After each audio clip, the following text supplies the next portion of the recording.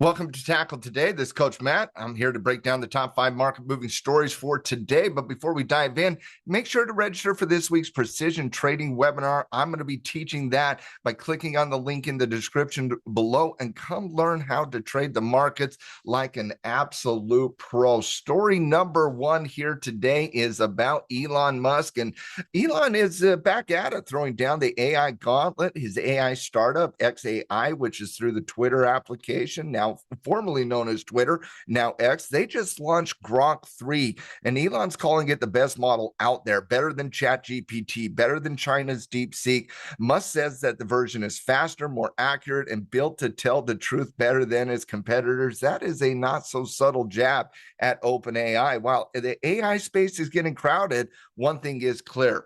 The race for domination means even more demand for chips, data centers, computing power, you name it. And that brings us to story number 2, and that is Nvidia, as they officially do fill the DeepSeek gap here today, as they do gap up a little bit, testing that gap out channel. Nvidia erased the drop we saw a couple weeks ago when DeepSeek entered the AI arms race, and it looks like investors and traders are shrugging off those concerns about the new AI model coming out of not only DeepSeek, but obviously story number 1 with Grok and Elon Musk releasing their latest edition of the Grok AI app as well.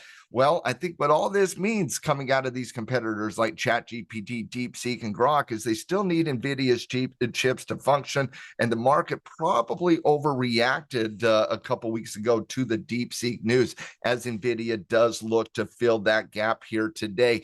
Third stock story is on the macro side of the equation, and we're talking a little bit about manufacturing data here today, with manufacturing data coming in at the 5.7 level. Expectation on that was negative 1.9.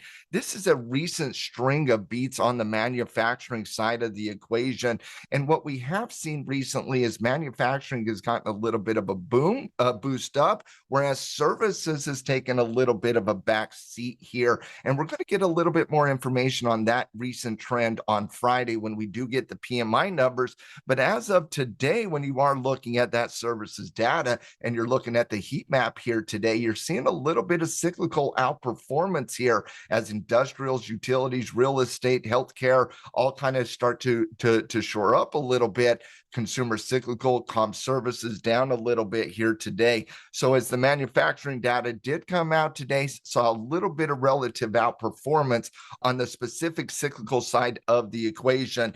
Let's stay in the cyclical side of the equation and talk a little bit about the airlines here today, as they have a couple news stories. First and foremost, the very sad story of the airline that crashed in Toronto just yesterday, that Delta airline. Obviously, there was a lot of weather-induced situations and whatnot, but that was the first story that really kind of created a little bit of volatility, not too much volatility, but a little bit of volatility here today in the airlines. But you also had Southwest here today, as they announced that they are laying off quite a bit of the workforce, about 15% of their corporate workforce, laying off 1,750 jobs is Southwest, as they try to battle against that short-term downtrend, hitting that 200-day moving average.